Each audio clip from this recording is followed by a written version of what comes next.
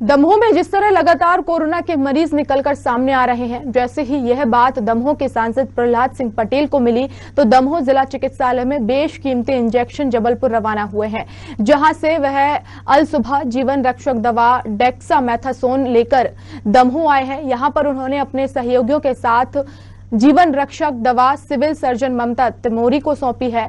वहीं सांसद Prahlad Singh Patel new England journal of medicine के हाल में शोध का हवाला देते हुए कहा है कि डेक्सामेथासोन सबसे सस्ती और आसानी से मिलने वाली दवा है। ऑक्सीजन स्तर कम होने के साथ डेक्सामेथासोन प्रेडनिसोन दवा सही मात्रा में देने से काफी हद तक फेफड़े को बचाया जा सकता है।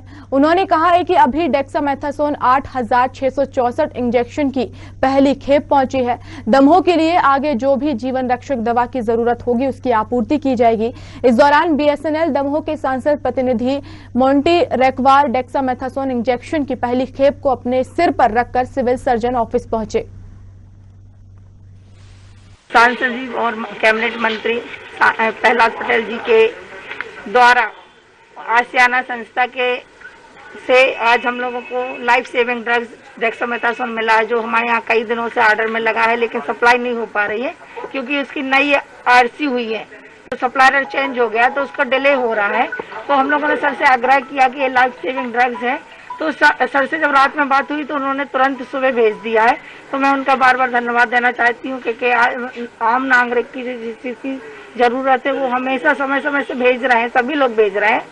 तो मैं माननीय कैबिनेट मंत्री जी को धन्यवाद देना चाहती हूँ, जो कि आप नागरिकों के लिए इतना ध्यान रख रहे हैं और हम लोगों का भी ध्यान रख रहे हैं। मैं निश्चित रूप से केंद्रीय मंत्री जी का आभारी हूँ। उनके निर्देश में जिस प्रकार से जिले के काम चल रहे हैं मैं बधाई की पात्र हैं। दूसरी चीज मैं एक बात और कहना चाहता हूँ आपके माध्यम से कि कल जब केंद्रीय मंत्री माननीय प्रहलाद सिंह पटेल जी चिकित्सालय में निरीक्षण कर रहे थे, उस दौरान उनकी मरीजों से बातचीत चल रही थी, लेकिन कुछ असामाजिक तत्वों ने सोशल मीडिया पर जो भ्रम फैलाया कि खिलाने लोधी की मां खत्म हो गई, उनकी मां स्वस्थ है और झूठी भ्रम जो खबर फैलाई है उन पर कार्रवाई होनी चाहिए। और मेरी लोगों से दोनों हाथ जोड़ के प्रार्थना है कि हम इस महामारी के समय झूठ की राजनीति न करें, भ्रम न फैलाएं और लोगों के स्वस्थ होने की कामना करें।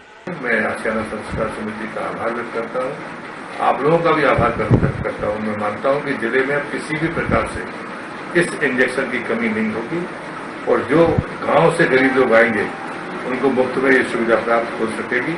और मैं कोशिश करूंगा कि सिविल सर्जन जी से कहूंगा कि जो जिले के जितने भी हमारे कोरोना सेंटर्स हैं 500 से 1000 तक की संख्या में सेंटर्स पर भी इस इंजेक्शन की उपलब्धता उपलब्ध कर देंगे तो मुझे लगता है कि जिला चिकित्सालय पर भी बोझ नहीं पड़ेगा।